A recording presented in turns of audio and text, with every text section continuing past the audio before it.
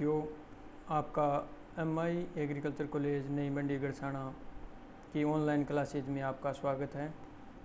आज अपन third year के syllabus के बारे में बात करते हैं। क्या सिलेबस लग रहा है उनके SSAC 311 manures fertilisers and soil fertility management.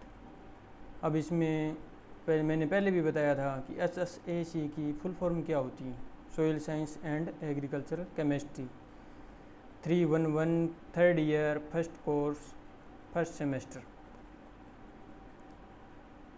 तो आज इस टॉपिक पे बात करते हैं अपन, जो सिलेबस है थर्ड ईयर का उस पे बात करते हैं।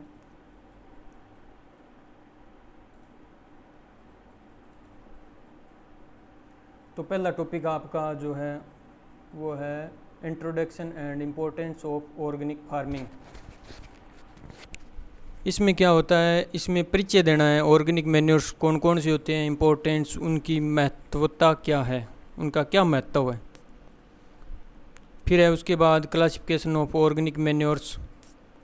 तो क्लासिफिकेशन ऑर्गेनिक मैन्योर के क्लासिफिकेशन में अपन क्या देखते हैं कि ऑर्गेनिक मैन्योर कौन सा है, जैसे FYM है, वर्मी कंपोस्ट है, तो इनके बारे में, जैसे खाद्य खलियाँ हैं, अखाद्य खलियाँ हैं, ये क्लासिफिकेशन के अंदर आता है।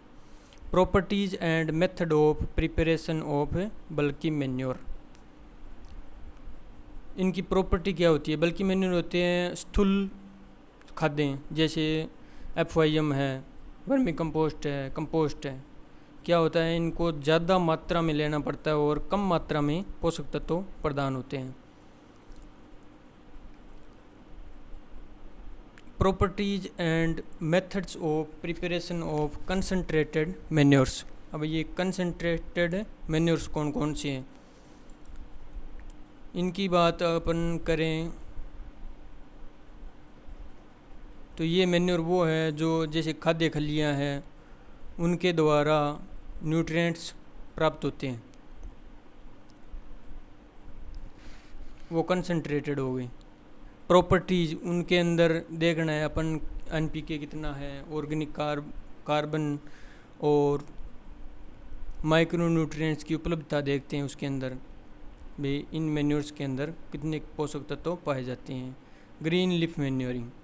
अब मैन्योरिंग क्या होती है, अपन इसमें क्या करते हैं, ग्रीन लीफ मैन्योरिंग के अंदर दो तरीके की होती है, इन सिटू और एक्स सिटू।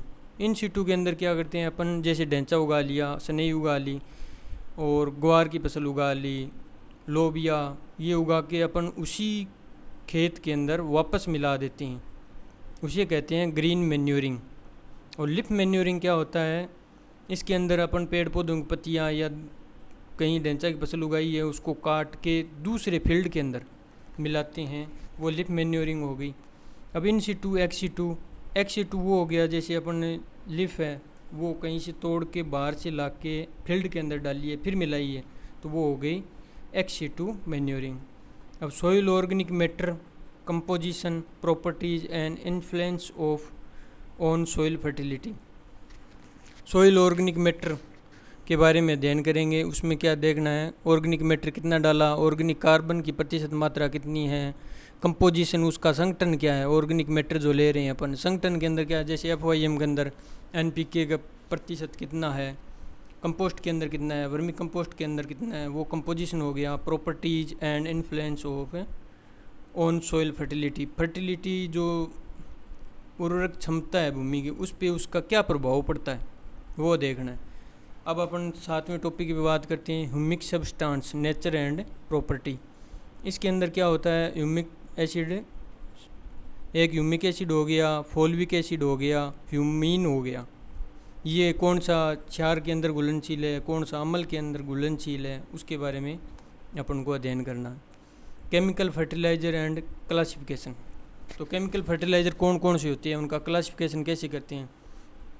केमिकल फर्टिलाइज़र के अंदर है वो सारे आगे, जैसे यूरिया, DAP, NPK, ये केमिकल फर्टिलाइज़र होते हैं जो उद्योगों के अंदर बनाए जाते हैं, वो हो गए केमिकल फर्टिलाइज़र्स। अब क्लासिफिकेशन कैसे करते हैं, जैसे नाइट्रोजन वाले कौन से हैं, फास्फोरस वाले कौन से हैं, पोटेशियम वाले कौन से हैं, वो हो गया इनका क्लासिफिकेशन। अब अगला टॉपिक है इसमें क्या है, मेजर नाइट्रोजनियस फर्टिलाइज़र जैसे urea, ammonium sulphate, calcium ammonium nitrate, chemistry of manufacturing and fat in soil.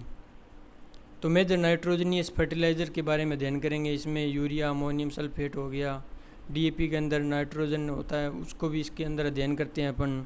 Nitrate वाले फर्टिलाइज़र जो नाइट्रोजन उपलब्ध कराते हैं उनके बारे में अध्ययन करेंगे। मेजर फॉस्फेटिक फर्टिलाइज़र, अब किन किन उर्वरकों के द्वारा, केमिकल फर्टिलाइज़र के द्वारा अपन फॉस्फोरस की मात्रा भूमि के अंदर डालते हैं ताकि पौधों को उचित मात्रा मिल सकें। इसके लिए अपन काम में लेते हैं एसएसपी, टीएसपी, डीएपी। फिर इनका देखते हैं सॉइल में कौन सा जल्दी घुलनशील है, कौन सा लेट घुलनशील है, उसके बारे में अध्ययन करेंगे। फिर तीसरा, इसके बाद अगला टॉपिक जो अपने है वो है मेजर पोटासिक फर्टिलाइज़र। इसके अंदर MOP and potassium sulphate, muriate of potash, इसका ज़्यादातर प्रयोग किया जाता है, इसके बारे में अध्ययन करेंगे। फिर secondary micronutrients fertiliser, source and application. Secondary fertiliser कौन से हैं, प्राइमरी कौन सी हैं, माइक्रोन्यूट्रिएंट्स कौन कौन से हैं। सेकेंडरी के अंदर आ गया कैल्शियम है, सल्फ़र है, मैग्नीशियम है, ये सेकेंडरी के अंदर आ गए। बाकी जो माइक्रोन्यूट्रिएंट है, जिंक है, बोरोन है, मोलिब्डेनम है, आयरन है, कॉपर है, कोबाल्ट है, तो ये सारे माइक्रोन्यूट्रिएंट्स के अंदर आ गए। फिर आता है complex fertiliser, nano fertiliser, source and application. इनके अंदर क्या है अपन देखते हैं, फर्टिलाइज़र का सोर्स कौन सा है, उसका एप्लीकेशन जैसे अपन प्रयोग कैसे करते हैं। कॉम्प्लेक्स फर्टिलाइज़र के अंदर क्या क्या होता है, दो या दो से अधिक मेजर फर्टिलाइज़र या पोषक तत्व उपलब्ध होते हैं, उन्हें कॉम्प्लेक्स फर्टिलाइज़र कहते हैं। नैनो फर्टिलाइज़र, इनमें क्या होता है, सूक्ष्म फर्टिलाइज़र बोलते हैं, ये इनकी कम मात्रा में अधिक पोषक तत्व प्रदान होते हैं। इनके सोर्स कौन से हैं वो अपन पढ़ेंगे।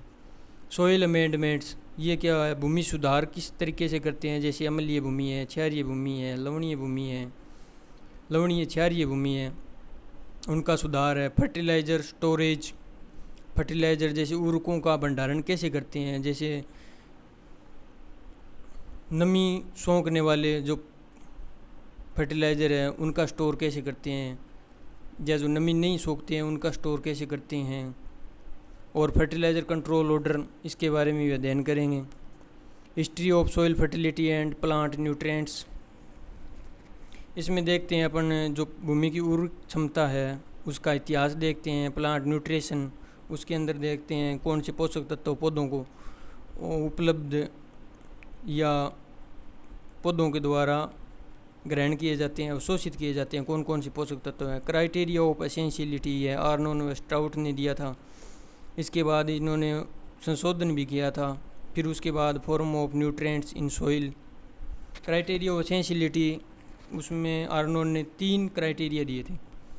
Forms of nutrients in soil, भी कौन सा पोषक तत्व कौन सी फॉर्म के अंदर पौधे ग्रहण करते हैं, उसके बारे में अपन अध्ययन करेंगे। फिर उसके बाद है role, deficiency and toxicity, symptoms of essential plant nutrients, उनका क्या रोल है, उनका महत्व क्या है। डेफिशिएंसी, अगर उनकी कमी हो तो क्या लक्षण प्रकट होते हैं, और उनकी अधिकता हो तो उनका टॉक्सिसिटी मान टॉक्सिन इफेक्ट दिखाई देता है, तो वो किस तरीके से दिखाई देता है, कौन से पोषक तत्वों की अधिकता के कारण पौधों पर क्या प्रभाव पड़ता है, उसके बारे में अध्ययन करेंगे। फिर उसके बाद है mechanism of nutrient transport to plant, इसमें देखते हैं पौधों के अंदर ट्रांसपोर्ट कैसे होता है, पोषक तत्वों का ट्रांसपोर्ट कैसे होता है। जैसे कोई पोषक तत्व है मोबाइल है, इमोबाइल है, हाईली मोबाइल है, वो इसके अंदर अपन अध्ययन करेंगे। Factor affecting nutrient availability to plant, कौन कौन से फैक्टर है जो न्यूट्रिएंट्स की उपलब्धता को प्रभावित करते हैं, उसके बारे में अध्ययन करेंगे। उसके बाद सॉइल फर्टिलिटी इवैल्यूएशन, भूमि की उर्वरक शक्ति का आंकलन कैसे करते हैं, उसके बारे में अध्ययन करेंगे अपन।